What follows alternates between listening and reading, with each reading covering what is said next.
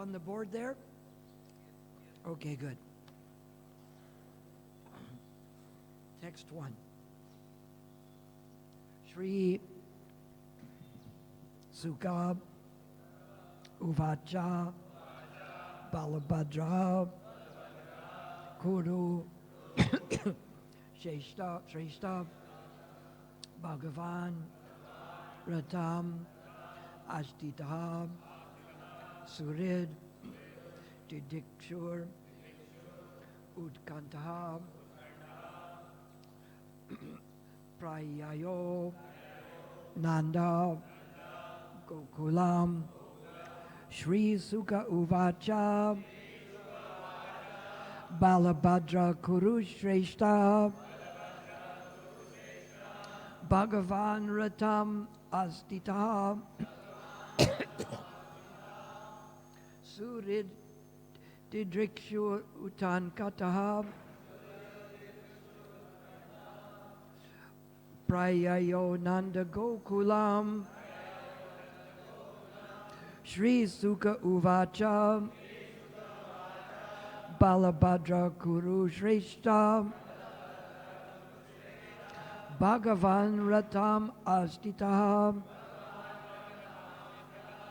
Suridid Didrikshur Utan Tata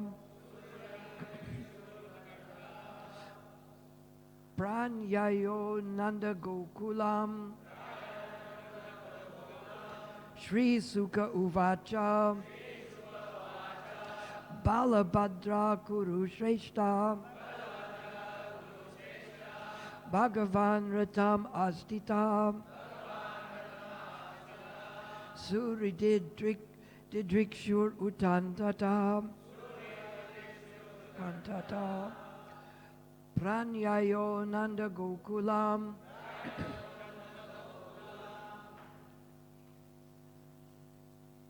Repeat.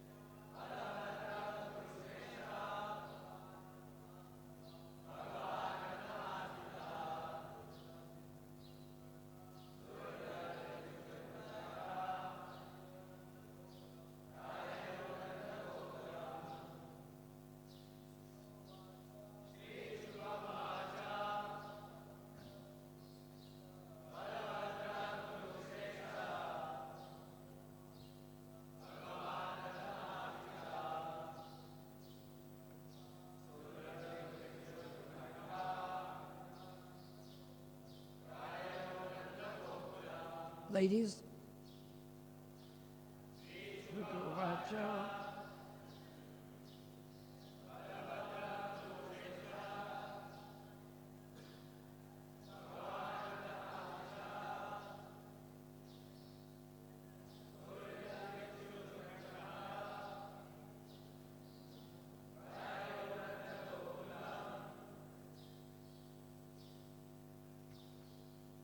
All right, so we'll read the introduction, then the word for word, and then the verse in English.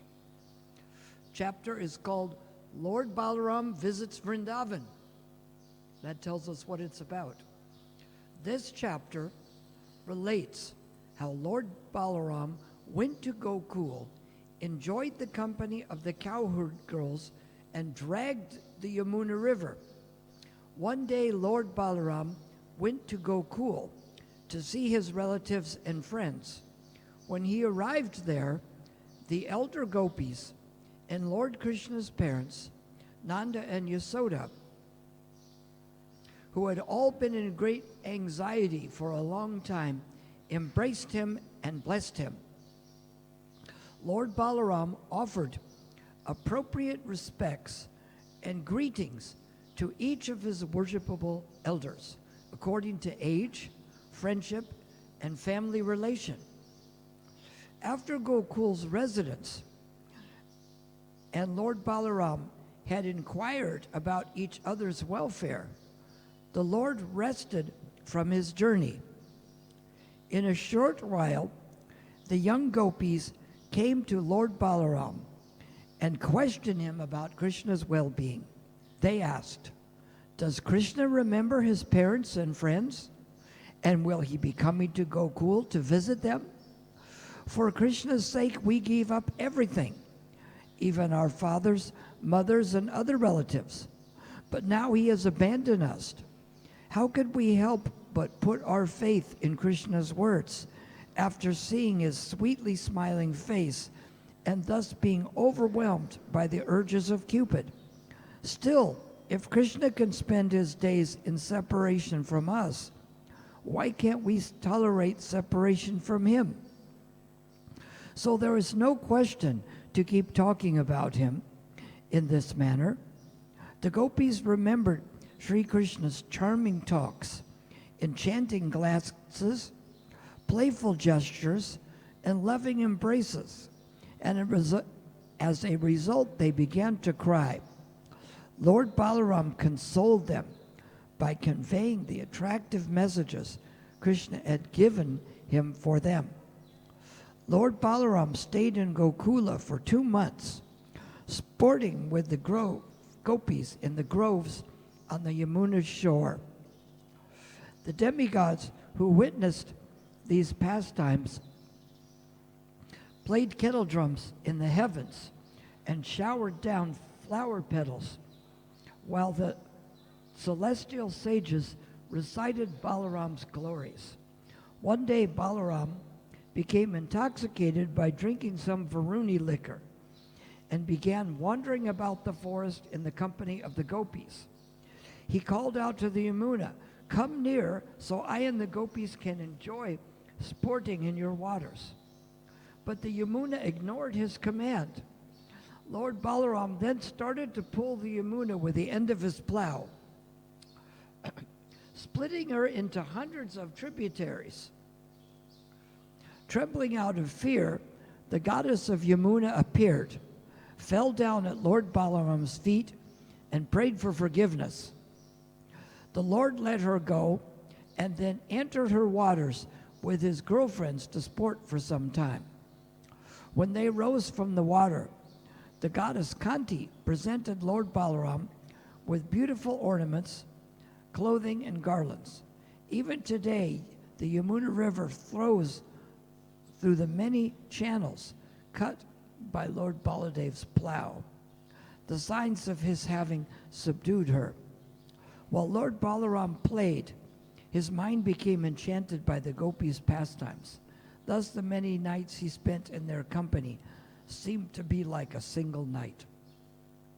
So the word for word in text 1, Sri Sukha Uvacha, Sri Sukadev Goswami said, "Balabhadra, Lord Balaram, Kuru Shrestha, O best of the Kurus, King Parikshit, Bhagavan, the Supreme Lord, Ratam on his chariot, Astitaha mounted, Surit, his well-wishing friends, Didrikshu, wishing to see, Utand Kata, eager, Pranayo, traveled, Nanda Gokulam, to the cowherd village of Nanda Maharaj." I'll read the verse again in English and then the purport.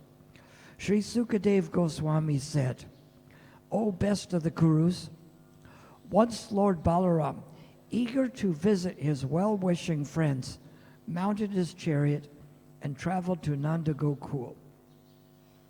As Jiva Goswami points out, Lord Balaram's journey to Sri Vrindavan is also described in the Harivamsa.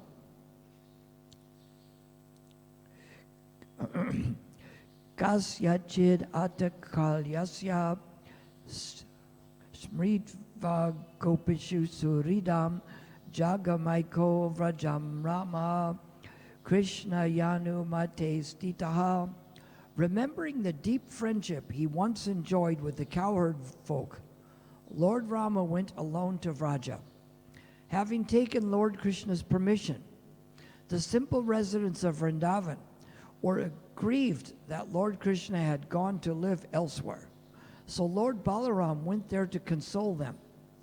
Srila Vishwanath Chakravarti Thakur addresses the question of why Lord Krishna, the great ocean of pure love, did not also go to Vraja. In explanation, the Acharya provides the following two verses. Preyasai prema vik yataha pitaro ativ vatsalo prema vasyas chakrishnas traktvana katam eshati iti matyaiva yadavaha pratya bandnan Hare gatau Raja prema pravardisva lilad dinam tam iyasaha. The Yadus thought, the Lord's beloved girlfriends are famous for their pure ecstatic love, and his parents are extremely affectionate to him.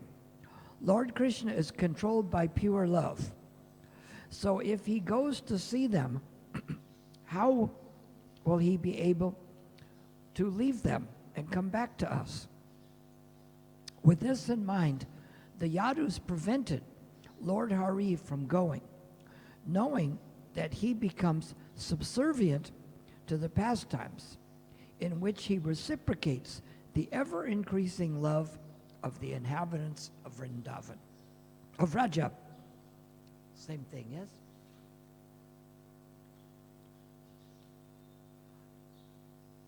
So,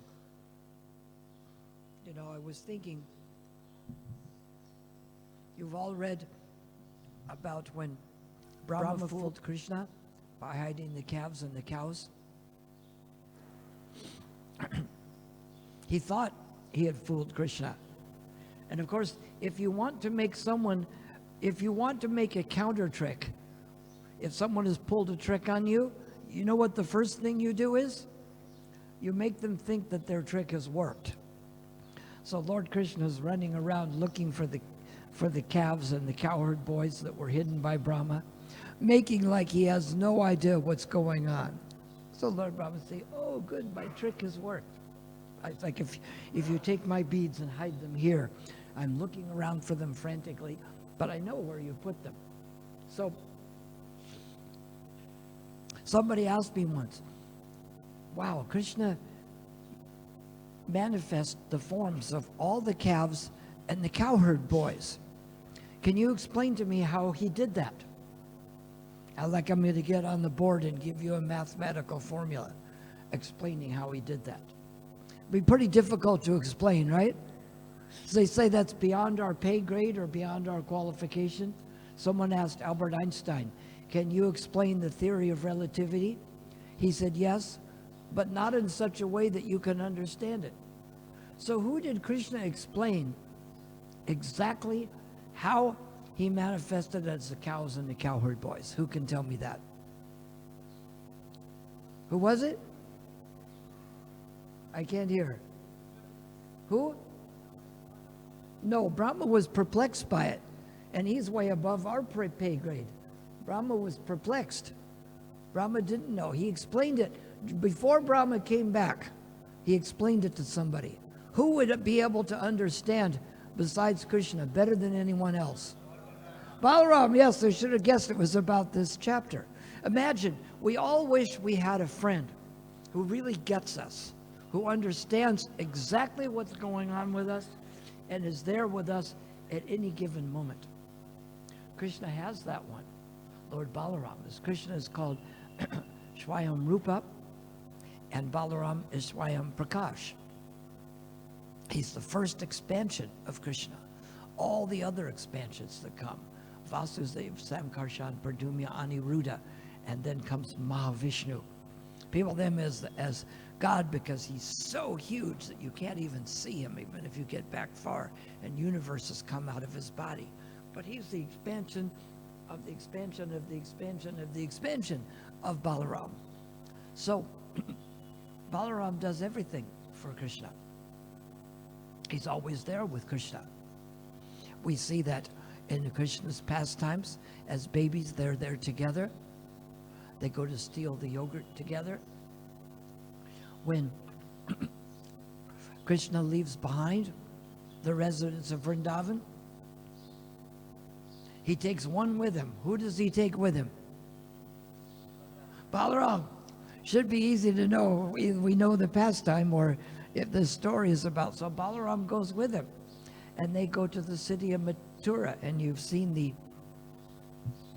paintings that they are walking together into the city of Mathura. And they engage in the wrestling match together. When it's time to go to Dwarka, they go to Dwarka together. One place Balaram didn't go with Krishna. Who knows where was it? Where?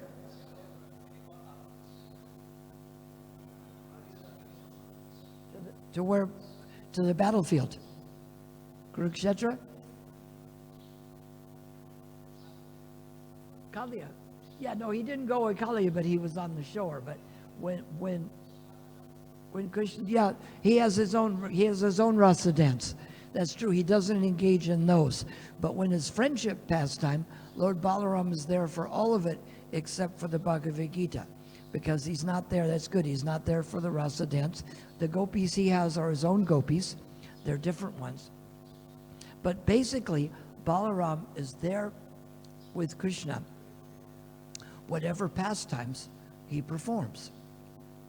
And the interesting thing is, when Mahavishnu lies down on the causal ocean and universes come out of his body, that's also above our pay grade. None of us have universes come out of our bodies, do they? There's a few qualifications that Vishnu has we don't have. And Balaram is there in the Sesha Naga form. And Balaram in the form of Sesha Naga is chanting all of Krishna's glories, and he still can't finish them. When Rama comes, Balaram comes as Lakshman. When Lord Chaitanya comes, he comes as Lord Nityananda. And so we see Balaram is there with him all the time. So this is why Prabhupada had important things he had. He had put special importance on developing Mayapur, the Temple of Vedic Planetarium, because this is where Lord Chaitanya, the Yuga avatar for this age, came to show us how to do the chanting, and he gave his instructions. And Lord Nityananda is the Adi Guru.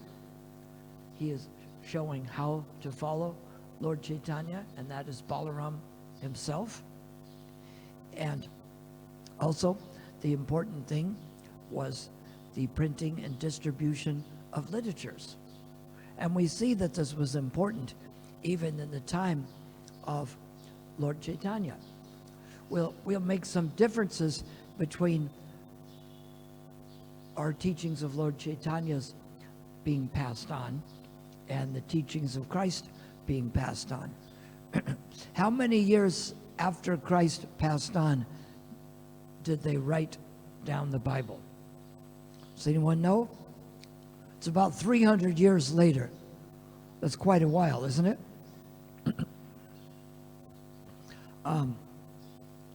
We sing the Gaur Artik. We sing Nara Hari Adhikari Chamaradulala, right? He was associate of Lord Chaitanya. And you know who one of his disciples was? Lochan Das Thakur. It's his disappearance day. And he took him on at an early age. Lochan was going to get married at an early age, and he saw this one woman, and he says, Mataji, mother, can you show me where this one address is? They must have had written addresses then, because they don't see them here now, right? So she told him where it was, because he was going to meet his future wife. And then when he got to the house, he was there, so he always called her mother after that.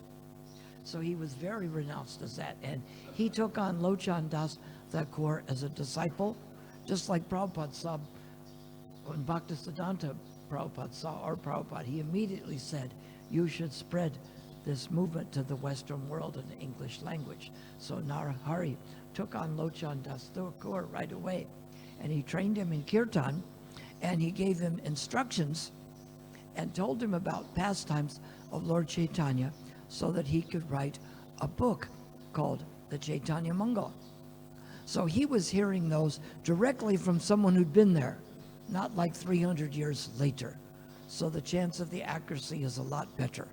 It's just like if I'm telling you about the things that happened with Prabhupada here in Mumbai 53 years ago, and then you write them all down. That's a better chance of accuracy than if you do it 300 years later. Someone has to tell someone. So that's why they want to do it right away. And ours says, get right to this Chaitanya Mangala and write these down. And that's why these books have the knowledge that's been kept intact for us. And it tells us about Lord Nityananda, and particularly about Balaram. And our conception of the soul and our conception of divinity is different than Christianity also in these ways. Their theology is called fractured soul theology, that the soul is fractured and it needs someone to save it. And other than that, the person is sinful and evil. We don't have so much of a concept of evil. It's more the modes of passion and ignorance covering them. We have a pure soul theology. And in pure soul theology, the soul is pure, but it's covered by qualities. Just like water's pure, the water that comes through the pipe is impure here. But you have a filter that takes out the bad things, and then the water is pure. The soul is the same way. The soul itself is pure, but it's covered by things. And removing those coverings, it becomes pure again. So we try to remove those coverings, just like we remove the impurities before we drink the water. Because just like the water makes us sick with the impurities, we make ourselves sick and others sick with our own impurities. Something else is interesting here in the conception of God. We know that God is absolute. God is shown as being absolute in the form of Vishnu, because in the form of Vishnu, he has all the 50 qualities that we have in partial. He has them in full. Maybe some of you have some of the qualities of Vishnu.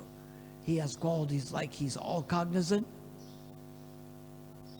Nobody has that? Ever fresh? No? All mystic potencies, all yogic perfections, a Satchitananda body, eternal knowledge and full of bliss. The attractor of all liberated souls.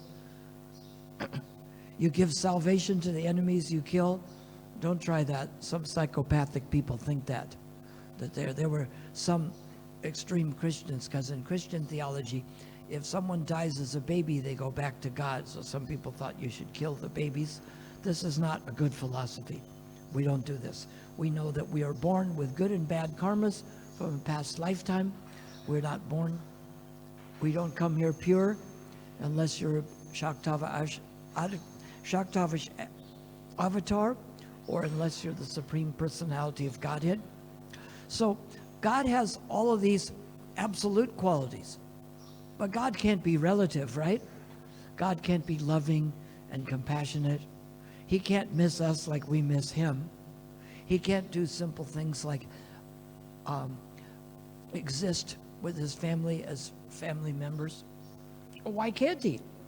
You want to give a list of things to God that he can't do? He'd give you a list of things you can't do. The philosophy Nietzsche, I remember seeing I think it was a long time ago, in the 50s I saw it in the New Yorker cartoons. It was written on the wall, God is dead, Nietzsche. Below that it's read, Nietzsche's dead, God, because he said that God is dead. But he said if there was a God that could dance, I would believe in that kind of God. Because they present God as being all absolute, but he can't care, he can't have a form. Moses Maimonides, the Jewish philosopher, said that God can't be personal because he could only be in one place at once. But we find that God is not subject to these laws of contradiction. He can be personal and yet be in every place at once. He can be old and young, Brahma explains this. That's why Brahma was perplexed. How can God be a cowherd boy? How can he also appear as Balaram and also be a cowherd boy and also do heroic feats like drag the Jamuna River to the shore or drag the city of Hastinapur? How can he be a cowherd boy as Balaram and Krishna and yet still be the Supreme Personality of Godhead? Because he's not subject to these laws of contradiction. Lord Brahma explains this in Brahma Samhita, where he says, Advaitam achutim anadim anantarupam, adim paranam parusham navajovanamscha, vedeshu durlabha adurlabha bhakto, govindam adipurusham tamaham bhajami. He is Advaita, he's non-dual. He is not different from his body. This goes for Krishna and Balaram. Achutam, he's infallible. Anybody else here infallible? Like someone said, I thought I made a mistake once, but I was wrong. Anadim, existing in unlimited forms. He is Adim Puranam Purusham, the oldest person. So is God painted as an old person? He is. In the Sistine Chapel, Michelangelo paints God as an old man reaching out to Adam. But if you're God, why do you have to be an old man? Because he is simultaneously Adim Puranam Purusham, oldest person, and yet he is Navajovanamscha. We accomplish that with makeup and plastic surgery, right? Like if you use some makeup and get plastic surgery, even though you're 88, you look 18 again? No, you say, oh, you look so young, you look like you're only 68. But Krishna always appears as a fresh youth. And Lord Balaram is the same thing. So this is the amazing thing, is that shown, is that Krishna can be God, and he can also appear as God as his own brother. Now, if somebody was going to come from Krishna to the residence of Vrindavan, who can understand Krishna's feelings and the feelings of the residents of Vrindavan better than anybody else? Has to be Balaram, right? Balaram is the first expansion of Krishna. He has all these qualities. Even Lord Brahma, who has 4 heads, which means he knows at least 4 times what we do, he was perplexed by Krishna's potencies. Only Lord Balaram could understand that. But at the same time, he could be relative. Just like Krishna, we have feelings for Krishna. Krishna has feelings for us. This is why the Yadus didn't want him to go to Vrindavan. In Dwarka, they would say that Krishna cries out for the residents of Vrindavan in the middle of the night. And why is he doing this? Because the place of Vrindavan is so special that if he goes there to that Yamuna River, he won't want to come back. This is such a special feeling. So they sent Balaram, because Balaram is the first expansion of Krishna, and he understands Krishna's feelings, and he has their feelings. Even when they see Krishna in another place, still something seems to be missing. When they went to the field of Kurukshetra, the residents of Vrindavan met the residents of Dwarka there, and Radharani tells her friend, she says, my dear friend, I met my old and dear friend Krishna on the field of Kurukshetra. He is the same Krishna and I am the same Radharani, and it is very wonderful. But I still wish to be by the bank of the river Yamuna, hearing Krishna play that sweet 5th transcendental note on his flute within that forest of Vrindavan. And Lord Chaitanya was reciting this verse. He was reciting something else about being by the Vetasi river. And you know, this concept of being by this river Yamuna has leaked into many materialistic songs where it sounds like they're talking about a long-lost lover, but it really has the feelings of Krishna. Just like George Harrison writes the song, is it something in the way love. It was supposed to be about Krishna, but he says she because it wouldn't come out right. But he wrote this about Krishna. And on the Emirates flight, there was a song playing called Blue Bayou.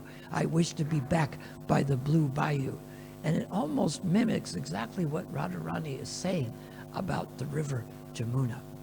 So we see here Lord Balaram is going to the river Jamuna also, because he has the same relationship. And it's hard to understand how God can be relative and absolute at the same time. But why can't he be both? God has to have everything we have plus more. Just because, as Moses Maimonides said, that because we're a person, I can be here, I can't be in America or South Africa.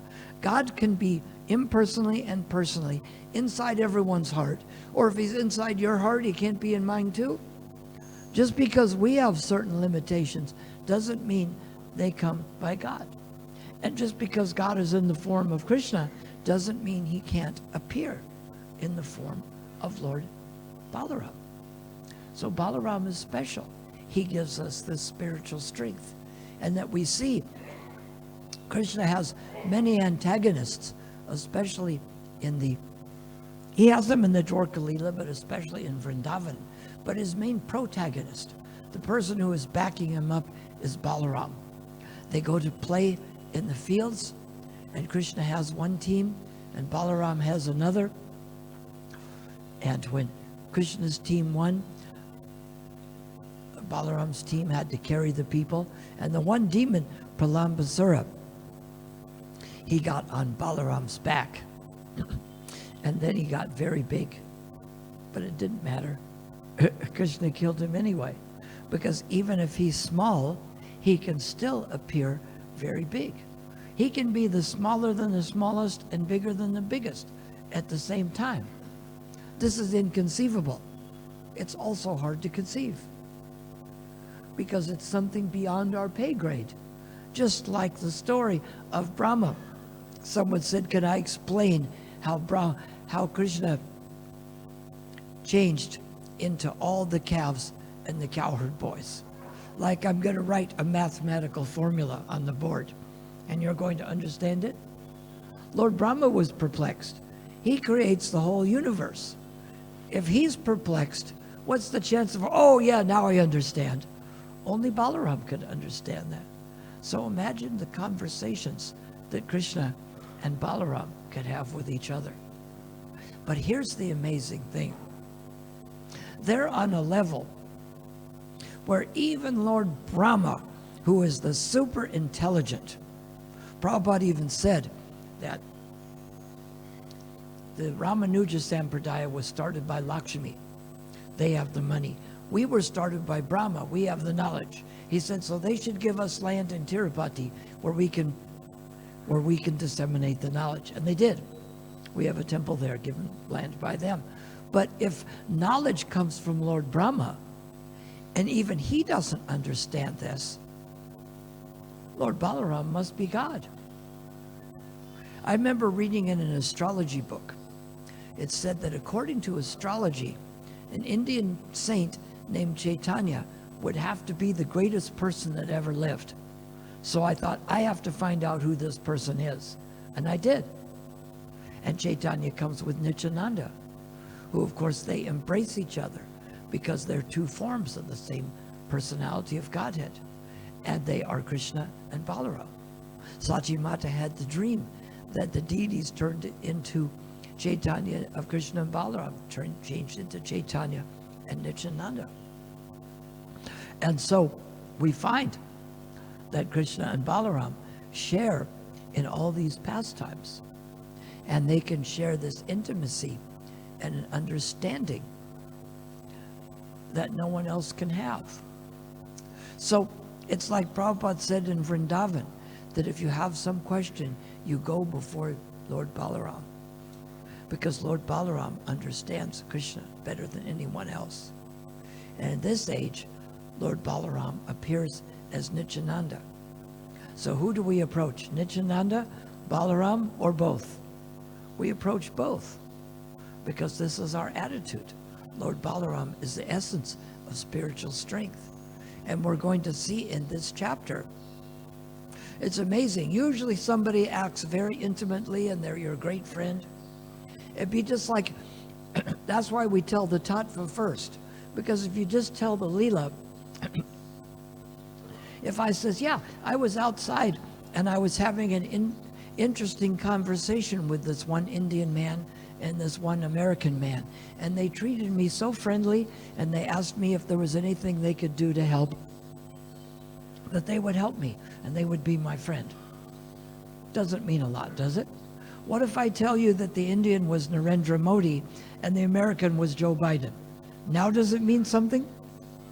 The leaders of India and America, that they are the big, powerful leaders, yet they're trying to be my friend until they'll be there. Now it means a lot, doesn't it? This is not some random people on the street. So this is how it is with Krishna and Balaram. They are the forms of the Supreme Personality of Godhead. But yet Lord Balaram is coming to Vrindavan, and we're going to read this whole chapter. Not today, but it is coming up, and we can meditate on it.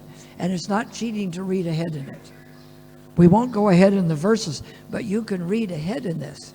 And it's amazing. When I was reading this pastime in the Krishna book, I said, I hope I have a chance to revisit this pastime later. We have to be careful what we wish for. I remember I was in Paris, France, and it was freezing cold. And the French boy is opening and shutting the windows, letting in the snow. And I said, what are you doing? He said, set to an austerity. And I thought, isn't it austere enough that we have no heat or electricity? I like the winter here. It gets so cold that sometimes you even have to shut the window, right? I said, Krishna, I'll make you a deal. If you get me out of this cold, I promise never ever to complain about heat ever. 3 days later, a letter came from Prabhupada that said, please send 3 devotees to India. So we were off in mid-March, where it's still snowing in Europe, and we came to Bombay, where it was Bombay then, not Mumbai, where it was about 30 degrees, which isn't so hot, but it's a lot hotter than if you came from the snow. You have to look at that on a computer. You don't get snow here, right? If you want cold, you have to put your hand in the refrigerator. But I'd promised I would never complain about heat. But when we ask Krishna or Balaram for things, they will bring the things to us. This is like here, the residents of Vrindavan wanted to allay their fears of missing Krishna. So Balaram, the form of God, the first expansion, came all the way there to pacify them and to be God and yet be their friend at the same time. He's even paying obeisances to his elders. He's the Supreme Personality of Godhead. He's the oldest person in creation. Why would he have to pay obeisances to elders?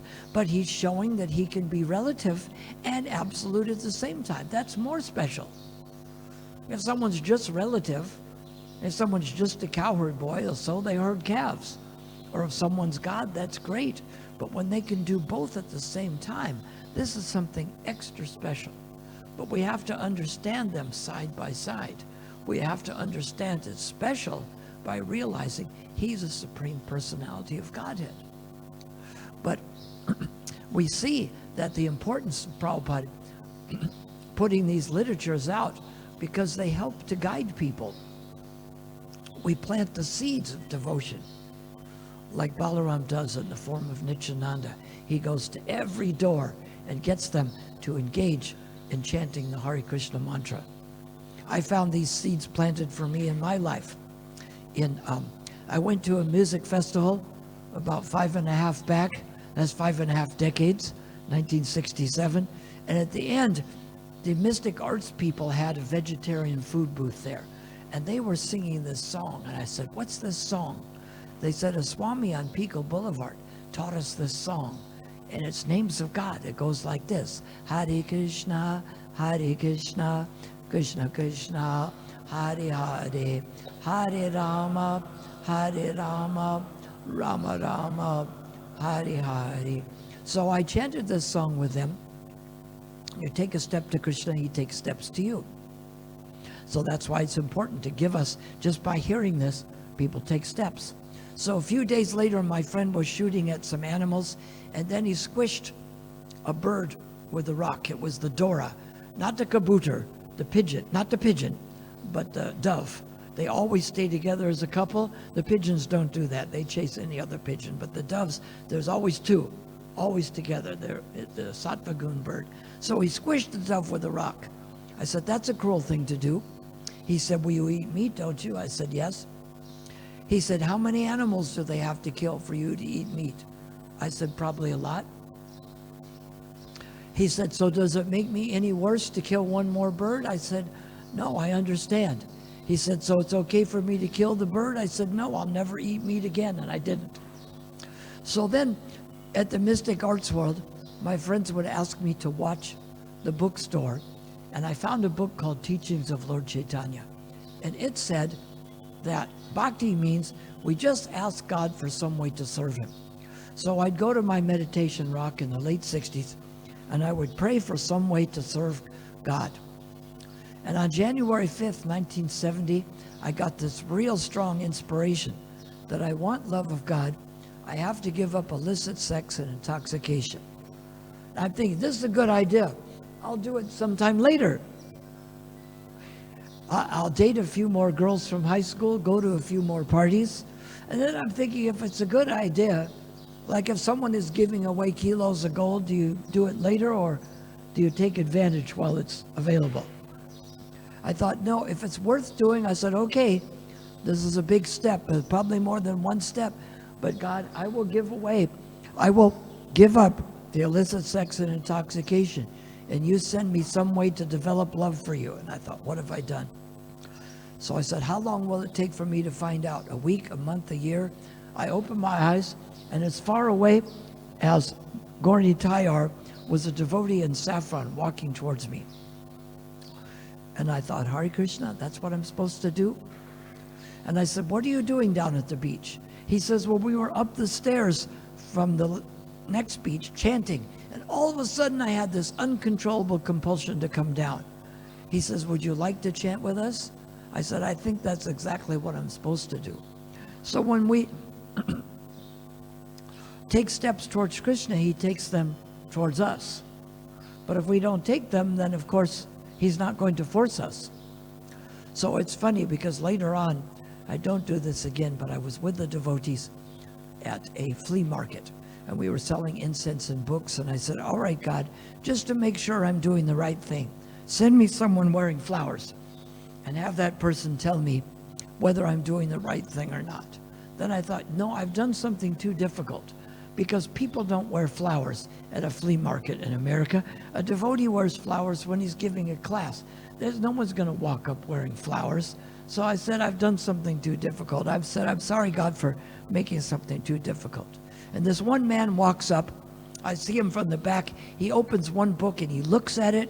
He opens another one. He goes down several lines and he turns around and says to me, this is very good stuff that you're doing. He says, you should keep doing this and dedicate your life to this. And I thought, that's a strange thing for someone to say who just picked up a book and looked at it. And I looked and he had a shirt. It was a blue shirt and there was patterns. The patterns were flowers on the shirt. And I got chills because Krishna had sent me someone wearing flowers. You could wear flowers in the garland or on the shirt. And I thought, wow, because he was so sure. He says, you should keep doing this and dedicate your life. And I looked up and he just vanished. I'm going, wow. I said, I won't question it again like that. But in the same way, we find that God can appear to us, not just as a supreme personality of Godhead, but as an intimate, loving friend. But of course, we don't force our way into Krishna's pastimes. Some people do that. They try to practice imagining that you're a gopi. It'd be like the Minister of Defense does good service for this country, right? So I'm going to fly to Delhi and declare myself as the Minister of Defense so I can do good service for the country, right? Will this make me a good servant of India? Or if you do that, they say, what military experience? None. just push the one aside, but this person has been in this war, he knows it, you don't know any of it. So we can't just push ourselves into Krishna's pastimes. But we see here that Lord Balaram can intervene on our behalf. We see in the form of Nityananda, Jagai and Madai didn't seem to be like the most qualified people. They did a few things wrong. When Nityananda was out with Haridas Thakur, what's this commotion going on? And someone said, oh, that's Jagai and Madai. They are the worst people you can deal with. Just leave them alone. So Nityananda left them alone, right? No, he was so merciful, he went after them. So we see there's such a special relationship between Krishna and Balaram and us that they can give us this ecstasy of Vrindavan. Lord Balaram can personally help us to get there. When the residents of Dwarka were wondering why it's so special in Vrindavan, they had Rohini, who also went to Dwarka, explain something about the special pastimes in Vrindavan. This was at the field of Kurukshetra. And Krishna and Balaram and Subhadra were there. And when Rohini was talking about the intimate pastimes of Vrindavan, Subhadra's arms and legs contracted into her body and her eyes got really big. And then Krishna and Balaram, their arms and legs contracted in their body and their eyes got really big because they're thinking of Krishna and Balaram's pastimes in Vrindavan, and they are transporting themselves back from Kurukshetra to Vrindavan. So where do we see these forms of Krishna? Jagannath Puri. Where do we see them even more accessibly? Do we put them on a chariot and pull them? We call this Ratha Yatra. And this is the mood of taking Krishna and Balaram back to Vrindavan. So this is the special point of Balaram. He's the first expansion of Krishna. He understands Krishna completely. He understands us completely. So when we're feeling the separation from Krishna and we need the spiritual strength, Krishna is so merciful that he makes a first expansion of himself who can help us to get there. And he's going to explain in this chapter how he pacifies all the residents of Vrindavan. So we can study all of these pastimes and we can give it to other people. We have to study these things if we're going to give it to other people. In South Africa in 1972, I was making some incense sticks to sell along with books. And my friend went with me. And the man that makes the sodas, they had a strawberry soda and a lime soda and an orange soda. And my friend says, do you make all these sodas? He says, yes, it's the same formula for the incense flavoring. He said, do you drink those sodas? He says, oh no, I never drink them. I thought that's a bad sign. If he makes them, but he never drinks them. So it made me not interested in drinking the orange soda and the lemon soda and the strawberry soda. How much strawberries do you think there really is in the strawberry soda? How much? 0 or none? Yeah, 0. You want something, you get in. You know, people say like I was drinking the coconuts. Oh, bugs get in the fridge. No bug's going to get in there. You want something pure. The coconut came just that way. They didn't add something else. Unless they take it out of that package and put it in another. So we find that if we're going to distribute these books to someone, we have to also read them and tell them something special from it. Not the whole thing. You tell people just enough to get them interested in that. So we find the integral importance of Balaram. And we're opening up this chapter today, and we get to understand the importance of Krishna and Balaram. When we're chanting the name Rama, it can be Balaram, it can be Lord Ramachandra, but Balaram is the integral part of Krishna's pastimes. And we get to read about Balaram pacifying the residents of Vrindavan. So is it time for questions, comments, inspirations, corrections, and chastisements? Anybody have something to add?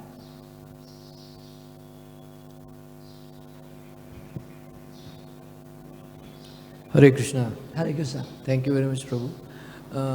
You are making this point.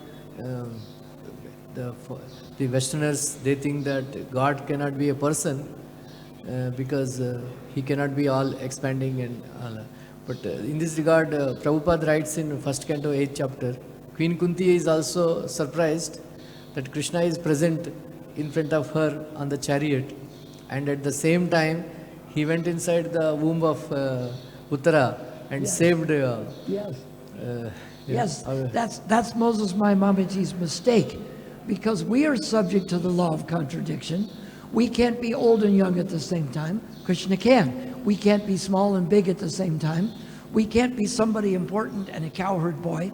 We can't be here and there. Krishna expanded to dance with the gopis. Krishna expands into 16,108 forms. He was inside the womb of Uttara at the same time. And he's inside of everyone's heart. Krishna can be on different planets doing different things at different times. Just because we can't do it doesn't mean Krishna can't do it. And that's what's the point of interesting at it, that he's a Supreme Personality of Godhead, and he can be expanded in so many places, and yet he chooses to expand himself to be there for that person. He didn't have to say to Uttara, I can't go in your room, I'm busy somewhere else. He can be simultaneously present everywhere, in the impersonal and the personal form. And this is hard to conceive of, but we can relish it.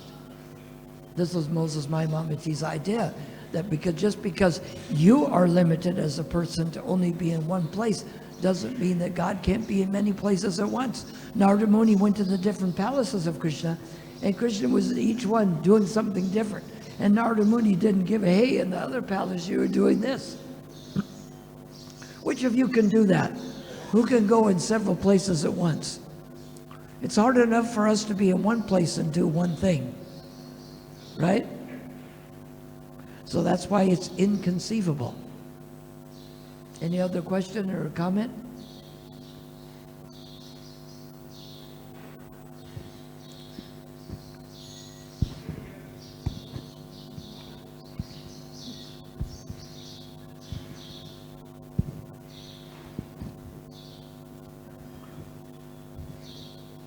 Hare Krishna. Hare Krishna.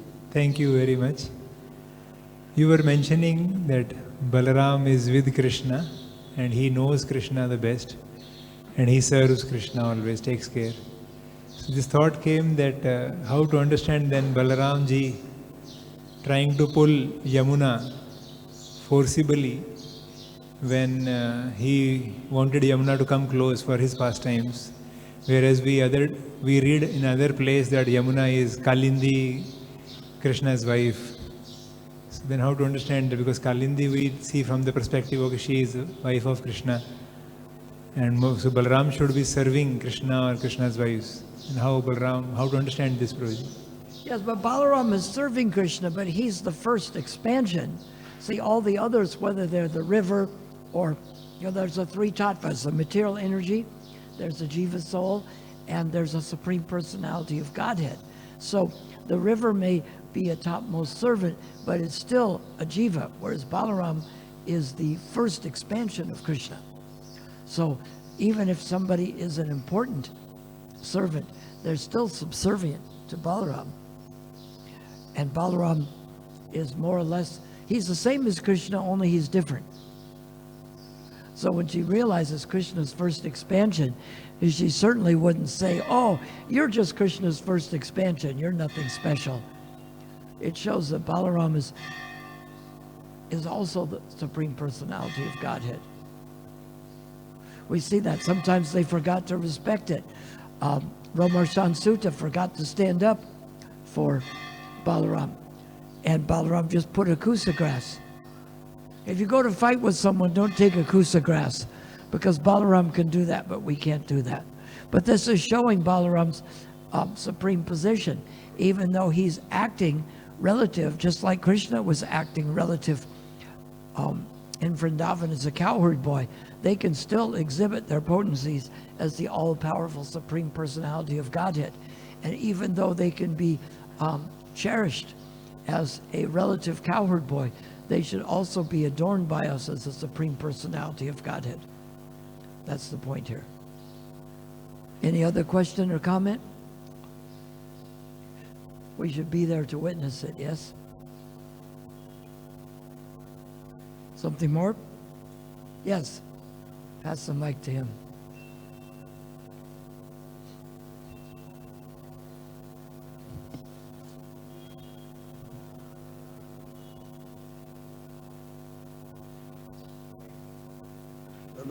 Hare Krishna. हाँ ठीक है. Sometime we find that the Duryodhana was always favoring to the Balaram was favoring to the Duryodhan, and Duryodhan was actually demonic, and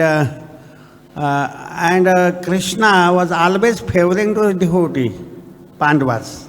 Yes. So there was sometime there was a difference in opinion on Balaram was the elder brother, Yes. and Krishna was younger, and this incarnation was favorable to him. But you see, when it came to the battlefield, it's like people always say God is on our side, so he can almost be on both sides. But when it came to the battlefield of Kurukshetra, Yeah. even though he had some favoritism to Duryodhan, Yeah. he acquiesced to Krishna, and he went away. He didn't speak on behalf of them. And when there was the battle, they were fighting with clubs, Bhima and Duryodhan. Balaram didn't intervene on Duryodhan's half. So even though he had special affection and was favoring them, he didn't counter Krishna on that. He didn't show up at the battlefield of Kurukshetra and try to support Duryodhan. He went away on pilgrimage. So he had some affection for them, but because his affection for Krishna was more, he went away and let Krishna have his way with that. So it's interesting how he can have that. It shows us that even if we have a certain opinion, that we have to go along with Krishna. He's the first expansion, but Krishna's the first.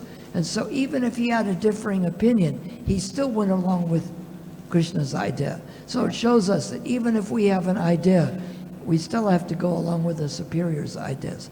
But it's such an interesting concept how Balaram took a little bit different opinion, that God can have different opinions.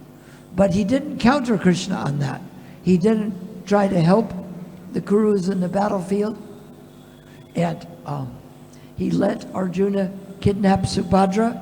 It's interesting how there was things where there was differing, but it just shows, because they're the constant companions, even if Krishna and Balaram, this is a lesson for us, even if they had differing ideas with each other, they never argued or offended each other. Balaram would keep quiet when it was time for the club fight between Bhima and Duryodhan. And Balaram was unhappy about Kurukshetra, so he went away. So even if Krishna and Balaram had differing ideas, they didn't do something like what happened at the Daksha Yajna, where they had cursing and counter-cursing, and it shows us how to act. Even if we have differing opinions, we don't have to curse and counter-curse and offend. This is such a great lesson in this, is that even if Balaram had a different opinion than Krishna, he never offended Krishna. Do you ever have an idea where he offended Krishna and called him ill names? We don't have this pastime. Even if he had a differing idea, he let it go and go on, because he knew that his relationship of trying to serve Krishna, just like Nityananda, he's the first expansion of God. But when Krishna in the form of Chaitanya told him to knock on every door, they weren't received well at every door, but he did what he said. And never, ever, ever did Krishna and Balaram have offensive words to say to each other, even with differing opinions. It's one thing if you always have the same opinion, but if you have differing opinions and yet you don't offend each other, this is the way we have to act. We have to deal on the principle. If we disagree with something, we say, yes, I disagree with the thing you did here, and I'd like you to look at that. We can disagree on principle with people without offending the people. We can bring the principle up. Yeah. Is that time for us to quit? I hate to go too long. I hate to be resented as the one that went too long. Is there something more, or shall we break there? But we will read the rest of these pastimes, not today, and it's not cheating to read ahead. Hare Krishna. Such an interesting point about Krishna and Balaram. And the great part is how they never offended each other.